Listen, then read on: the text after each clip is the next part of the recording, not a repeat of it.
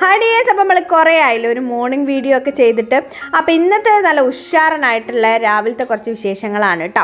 അപ്പോൾ എന്തായാലും ഒരു പ്രൊഡക്റ്റീവായിട്ടുള്ള ഡേ ഇൻ മൈ ലൈഫ് വിശേഷങ്ങളിലേക്ക് എല്ലാവർക്കും സ്വാഗതം. Welcome back to our channel feel good mom.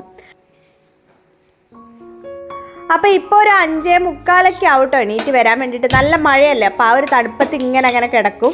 ആ പുതപ്പ് മാറ്റിക്കൊണ്ട് എണീച്ചും കൊണ്ട് പോരാന്ന് പറയുന്നത് വലിയൊരു ടാസ്ക് തന്നെയാണ്. അപ്പോൾ ഒരു 5:45 ആകുമ്പോൾ എണീറ്റ് വന്ന് അപ്പോൾ 2 ഗ്ലാസ് കാപ്പിക്ക് അവിടെ വെച്ചിരിക്കണം കേട്ടോ. അപ്പോൾ 2 ഗ്ലാസ് എന്തിനാന്ന് വെച്ചാൽ ഇന്ന് നന്ദൂട്ടിന് നേരത്തെ തന്നെ എണീറ്റിക്കണം. ഓനിന്ന് സ്കൂളിൽ പരീക്ഷ തുടങ്ങുന്ന ദിവസം, മിഡ് ടേം എക്സാം തുടങ്ങുന്ന ദിവസം. അപ്പോൾ ഓൻ എന്തായാലും പഠിക്കാൻ വേണ്ടി കുറച്ച് സമയം നേരത്തെ എണീറ്റ് അപ്പം ഞാനും കൂടി ഇരുന്നെടുക്കണം എന്ന് ഇന്നലെ പറഞ്ഞ് ഉറപ്പിച്ചതാണ് കേട്ടോ. അമ്മയും കൂടി ഇരുന്നാലേ കുറച്ചൊന്ന് തലേ കയറുള്ളൂ എന്നും പറഞ്ഞിട്ട്.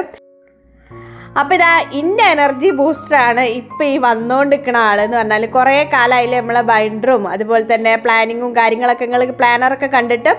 അപ്പോൾ ഇന്നിപ്പോൾ ഞാനിതാ പ്ലാനറൊക്കെ എടുത്തത് അടുക്കളയിലുള്ള ഈ ആ ഒരു ഇരിപ്പ്, നമ്മളെ സ്ഥിരമായിട്ടുള്ളൊരു ഇരിപ്പാണ് കേട്ടോ. ഇങ്ങനെ കൗണ്ടർ ടോപ്പിൻ്റെ മുകളിൽ കയറി കുറച്ച് സമയം വെള്ളമൊക്കെ കുടിച്ച് ഒരു 1-2 ഗ്ലാസ് വെള്ളമൊക്കെ കുടിച്ചിങ്ങനെ ഇരിക്കുമ്പോഴത്തേക്ക് ആ ഒരു ഉറക്കച്ചടവും കാര്യങ്ങളൊക്കെ അങ്ങോട്ട് മാറും. അപ്പോൾ എന്തായാലും പഠിക്കാനിരിക്കുന്ന സമയത്ത് ഞാനും ഓൻ്റെ കൂടെ ഇരുന്ന് കൊടുക്കണമെങ്കിൽ എൻ്റെ ആ ഒരു ഉറക്കച്ചടവും പോകണം, പഠിക്കണമെങ്കിൽ ഓൻ്റെ ഉറക്കച്ചടവും ഒന്ന് പോകണം.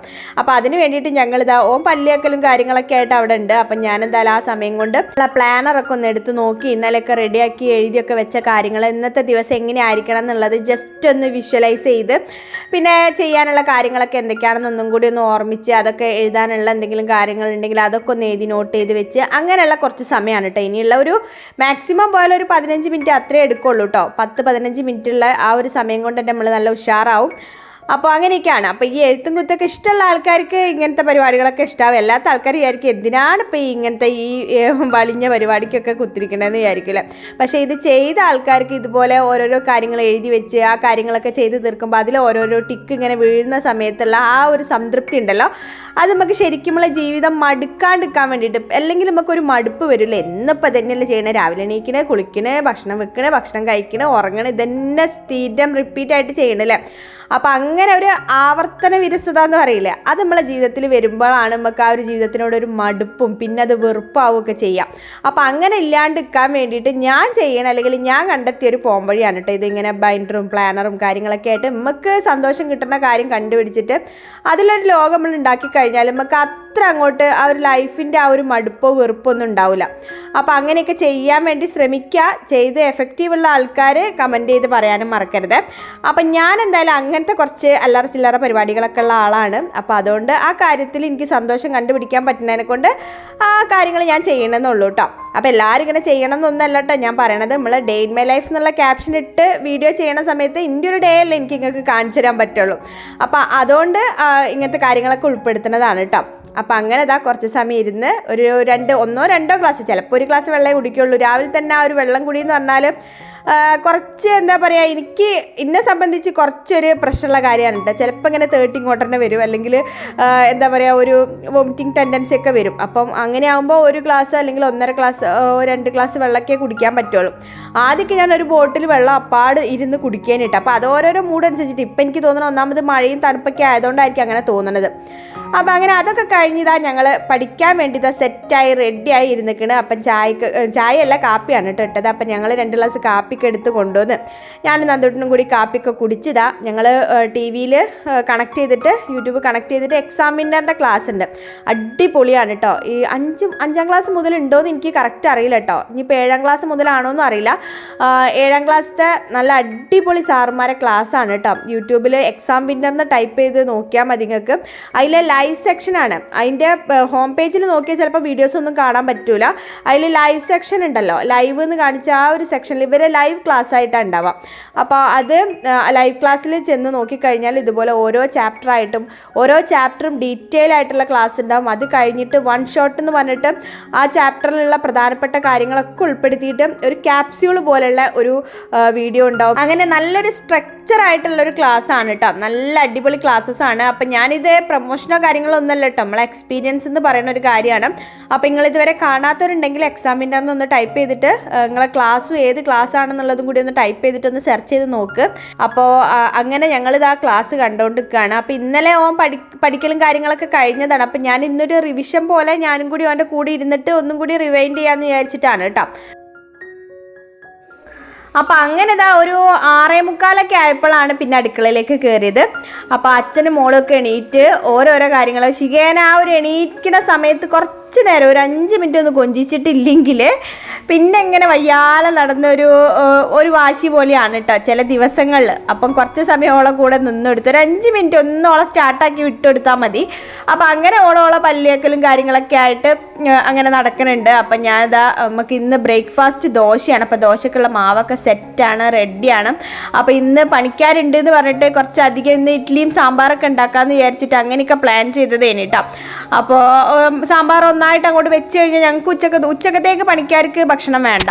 അപ്പോൾ ഞങ്ങൾക്കത് ഉച്ചക്കത്തേക്ക് ഒന്ന് വറുത്തരച്ചൊരു മേക്ക് ഓവറൊക്കെ കൊടുത്തു കഴിഞ്ഞാൽ ഉച്ചക്കത്തേക്കുള്ള കറിയായി. പിന്നെ പരിപ്പൊക്കെ ഇട്ടൊന്ന് അടിച്ചിട്ട് സാമ്പാർ ആ ഒരു രാവിലത്തേക്കും കൂടി എടുത്ത് വെച്ചാൽ പണിക്കാർക്കും കൊടുക്കാം, ഞങ്ങൾക്കും കൂട്ടാം, ഇഡ്ഡലിയൊക്കെ ആക്കാമെന്നുള്ള പ്ലാനിങ്ങിലൊക്കെ ഏനി. പക്ഷെ പറഞ്ഞിട്ട് കാര്യമില്ല, ഇന്നും പണിക്കാർ പറ്റിച്ച് ഇനിയിപ്പോൾ നാളെയാണല്ലോ വരുന്നത്. അപ്പോൾ എന്തായാലും വേണ്ടില്ല, ഓരോ ഇഷ്ടം പോലെ ആയിക്കോട്ടെ എന്ന് വിചാരിച്ചിട്ട് അതങ്ങനെ അങ്ങോട്ട് വിട്ട്. അപ്പോൾ ഇന്നിപ്പോൾ എന്തായാലും സാമ്പാർ വെക്കാനുള്ള ഒരു ഇത് പിന്നെ ആ ഒരു മൂഡ് അതോടെ പോയിട്ട് പണിക്കാർ വരുന്നില്ല എന്ന് പറഞ്ഞേരം. അപ്പോൾ എന്തായാലും അത് അവിടെ ഉപേക്ഷിച്ച് ഇനിയിപ്പോൾ ഉച്ചക്കത്തേക്ക് കുറച്ചായിരുന്നു കഷ്ണങ്ങളൊക്കെ മുറിച്ച് വെച്ചിന് കേട്ടോ ഇന്നലെ തന്നെ. അപ്പോൾ അതൊന്ന് കുറച്ചെടുത്തിട്ട് ഉച്ചക്കത്തേക്ക് വെക്കാമെന്ന് വിചാരിച്ച്. അപ്പം ഷടപടയെന്നൊന്നും വെക്കണ്ടെന്ന് വിചാരിച്ചു. ആ ഒരു മൈൻഡേ മൊത്തം മാറിയിട്ട് ഇന്ന് എന്തായാലും പണിക്കാർ കുറേ ദിവസമായി പറഞ്ഞ് വരുന്നു. അപ്പം ഇന്ന് എന്തായാലും മാറ്റൂല എന്ന് വിചാരിച്ചിട്ട് അത്രയും വിചാരിച്ച് ആ ഒരു പണി അങ്ങോട്ട് കഴിഞ്ഞാൽ നമുക്കൊരു സമാധാനമാണെന്നുള്ളത് ഉണ്ടാവുമല്ലോ. അപ്പം അങ്ങനെയാണ് കേട്ടോ. ഇനിയിപ്പോൾ അകമൊന്നും അങ്ങനെ വലിയ കാര്യമായിട്ട് വൃത്തിയാക്കണ പരിപാടിയൊന്നുമില്ല. ഇപ്പോൾ കർക്കിടകം ആവാനായില്ലേ, ഇപ്പോൾ തിങ്കളാഴ്ച കർക്കിടകം തുടങ്ങണം. അപ്പോൾ അതിന് മുമ്പേ പണിയൊക്കെ കഴിഞ്ഞാൽ ഒരു സമാധാനമാണ്, ഒരു വൃത്തിയാണെന്നുള്ളൊരിത് മനസ്സിലുണ്ടേനി. അപ്പോൾ എന്തായാലും അത് നടക്കൂല പരിപാടി.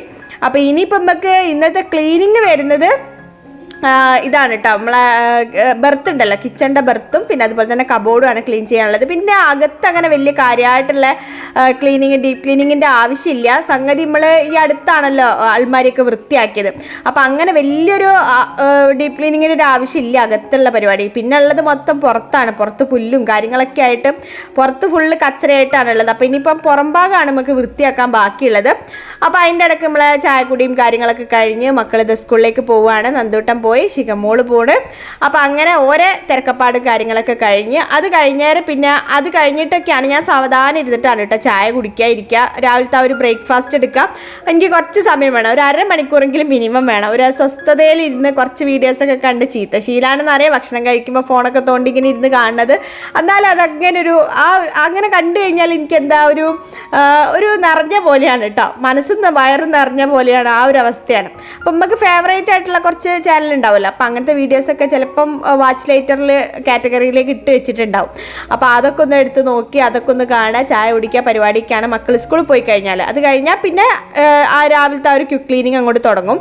അപ്പോൾ ഇന്നിപ്പം കുറച്ചൊന്ന് മാറ്റി പിടിക്കാമെന്ന് വിചാരിച്ച്. കാര്യം എന്താണെന്ന് വെച്ചാൽ കുറേ കമൻസ് നമുക്ക് വരലുണ്ട്, അപ്പോൾ ഈ തടി കൂടുന്നുണ്ടോ അല്ലെങ്കിൽ ഇപ്പോൾ ഡ്രസ്സിൻ്റെ കുഴപ്പമാണോ, അപ്പോൾ ഈ തടി കൂടിയോ, അങ്ങനെയുള്ള കമൻസൊക്കെ കാണലുണ്ട് ഞാൻ കേട്ടോ. സത്യം പറഞ്ഞാൽ തടി കൂടിയിരിക്കണേ, പിന്നെ ചില ഡ്രസ്സിൻ്റെ ഉണ്ടാവും കേട്ടോ.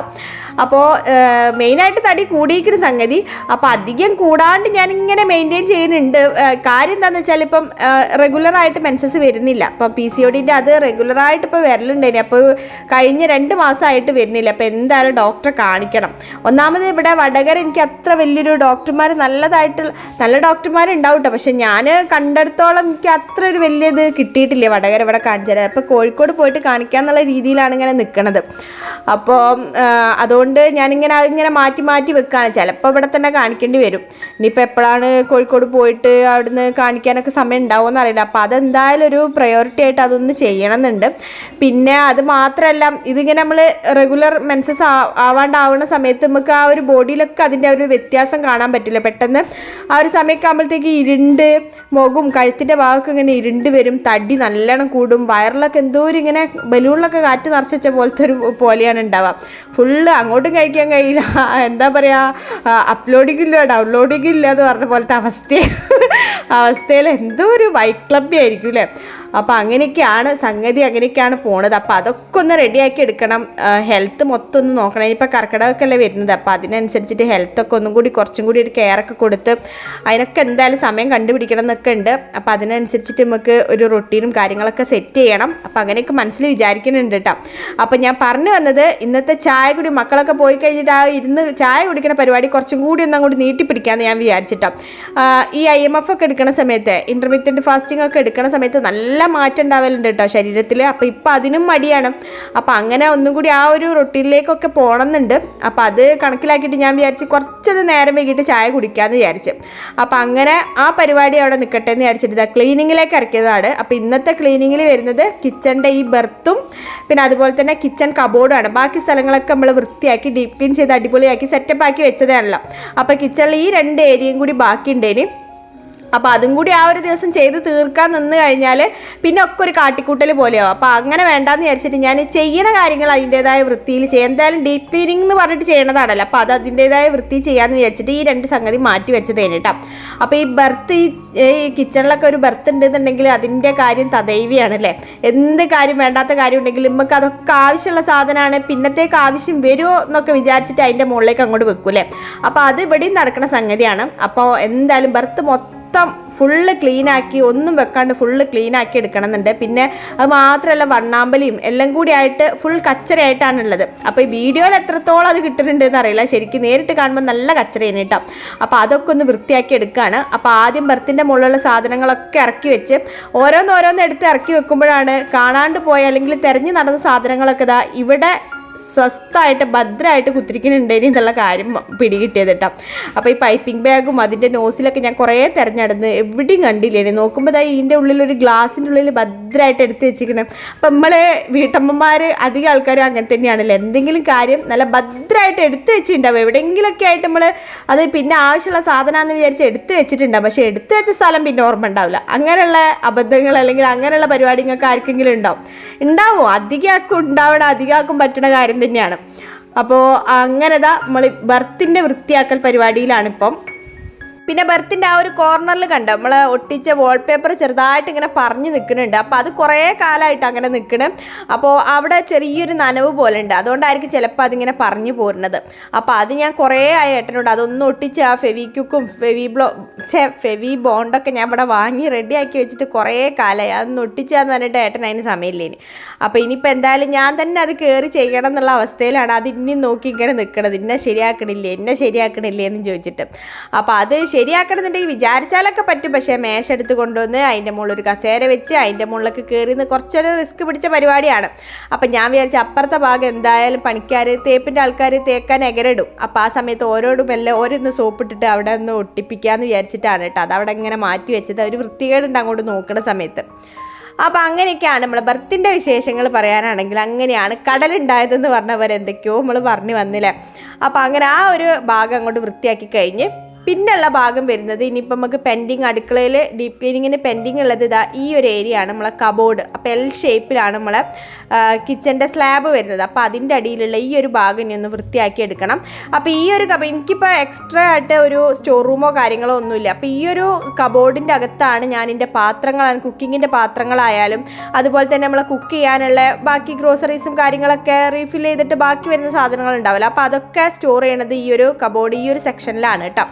അപ്പോൾ ഇതിൻ്റെ ഡീറ്റെയിൽ ആയിട്ടുള്ള വീഡിയോ നമ്മൾ മുന്നേ ചെയ്തതാണ്. ഇതിന് മുമ്പേ ഡീപ്പ് ക്ലീൻ ചെയ്യുന്ന സമയത്ത് മുന്നേ ഇതിൻ്റെ ക്യാബിനറ്റ് ഒന്ന് കാണിക്കുക അപ്പോൾ എങ്ങനെയാണ് ഓർഗനൈസ് ചെയ്തതെന്ന് ചോദിച്ചിട്ട് നമ്മളൊരു ടൂർ തന്നെയായിട്ട് ഒരു കിച്ചൺ ടൂർ തന്നെയായിട്ട് ചെയ്തതാണ് കേട്ടോ. അപ്പോൾ അതുകൊണ്ട് അത് പിന്നെയും ഞാൻ കാണിക്കണില്ല.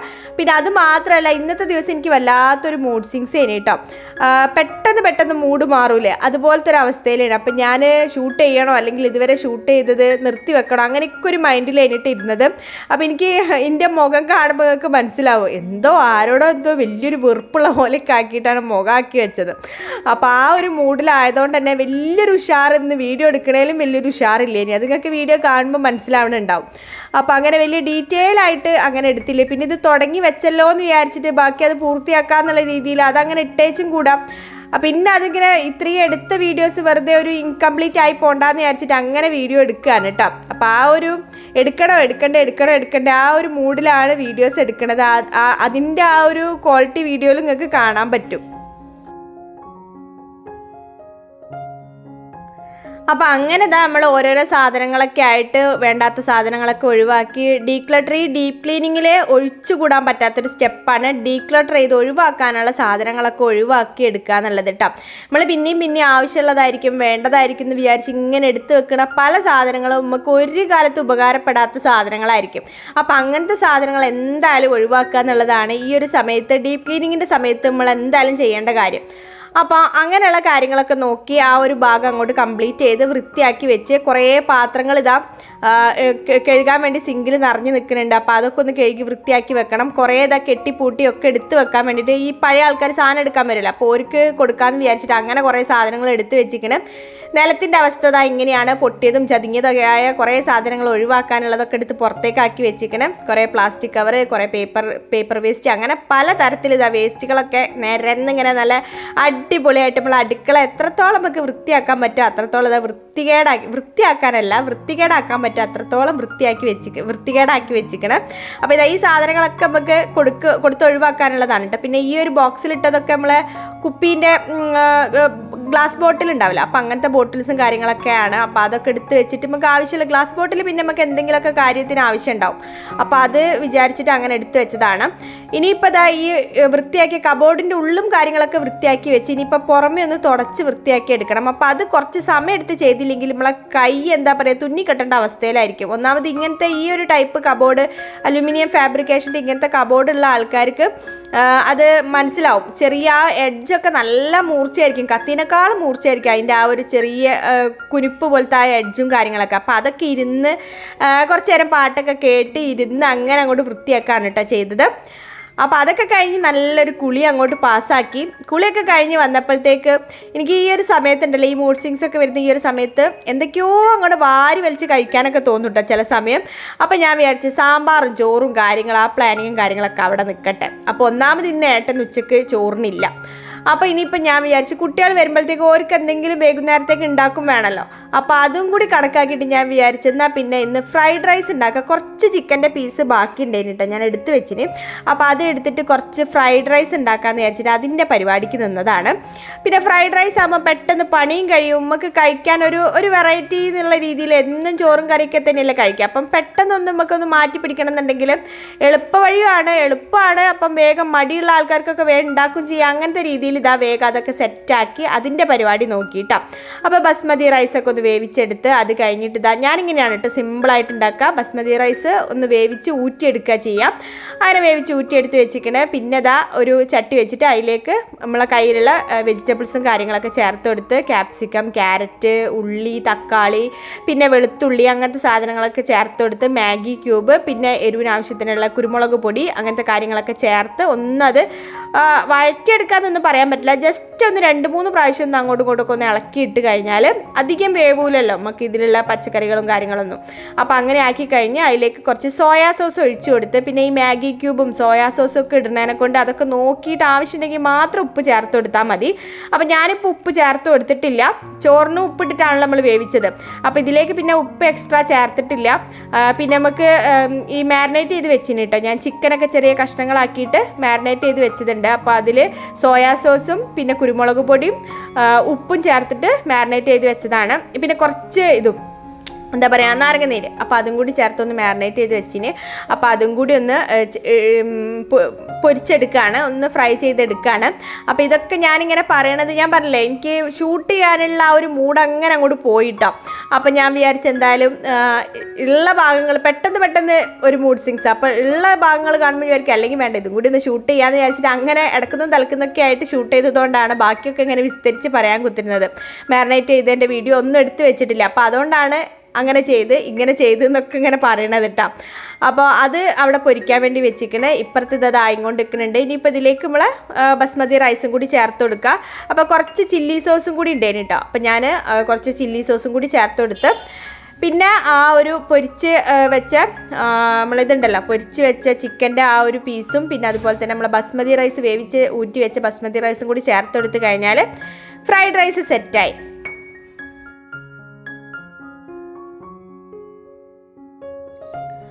അപ്പോൾ അങ്ങനെ നമ്മളെ ഫ്രൈഡ് റൈസൊക്കെ റെഡി ആയി കണ്ടപ്പോൾ ചൂടോടെ തന്നെ അത് കഴിക്കാമെന്ന് വിചാരിച്ച് പിന്നെ സമയം കാലൊന്നും നോക്കാൻ നിന്നില്ല കേട്ടോ. അങ്ങനെ ഫ്രൈഡ് റൈസ് ഒരു പ്ലേറ്റിൽ ഫ്രൈഡ് റൈസ് എടുത്ത് നമ്മളെ ചിക്കൻ പൊരിച്ചതുണ്ട്, അങ്ങനെ അതൊക്കെ കൂട്ടി അടിപൊളിയായിട്ട് ഫ്രൈഡ് റൈസ് കഴിക്കുകയാണ്. അത് കഴിഞ്ഞിട്ട് പിന്നെ കുറച്ച് സമയം എഡിറ്റിങ്ങിന് ഇരുന്ന് അപ്പോൾ അങ്ങനെയൊക്കെ ആയിട്ട് ഇന്നത്തെ ദിവസം അങ്ങനെ അങ്ങോട്ട് കഴിഞ്ഞ്. അപ്പോൾ ഇന്നത്തെ ഈ ഒരു വീഡിയോ വലിയൊരു ഉഷാറില്ലാന്നുണ്ടെങ്കിലും നിങ്ങൾക്ക് ഇഷ്ടമായെന്ന് ഞാൻ വിശ്വസിക്കുകയാണ്. അപ്പോൾ എന്തായാലും നമുക്ക് പുതിയ വീഡിയോയിൽ പുതിയ പ്രൊഡക്റ്റീവായിട്ടുള്ള വിശേഷങ്ങളും കാര്യങ്ങളൊക്കെ ആയിട്ട് വീണ്ടും കാണാം. അതുവരെ ബൈ.